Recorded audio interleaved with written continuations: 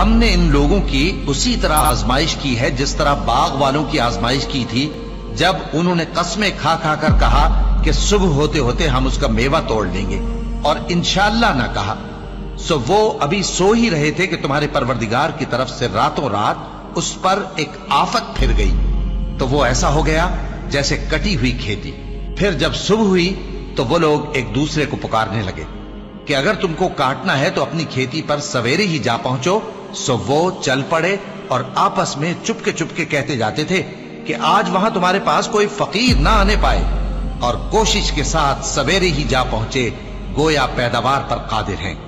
फिर जब उन्होंने बाग को देखा तो वीरान, कहने लगे कि हम रास्ता भूल गए हैं, नहीं बल्कि हम बेनसीब हो गए। एक जो उनमें समझदार था बोला, क्या मैंने तुमसे नहीं कहा था कि तुम तस्बीह क्यों नहीं करते? दूसरे कहने लगे कि हमारा परवरदिगार पाक है, बेशक हम ही कसूरवार थे। फिर लगे एक दूसरे की तरफ रुख करके मलामत करने, कहने लगे हाय शामत, हम ही हद से बढ़ गए थे। उम्मीद है कि हमारा परवरदिगार इसके बदले में हमें इससे बेहतर बाग इनायत करे। हम अपने परवरदिगार की तरफ रुजू करते हैं। देखो अजाब यूं होता है और आखिरत का अजाब सबसे बढ़कर होगा। काश ये लोग जानते होते।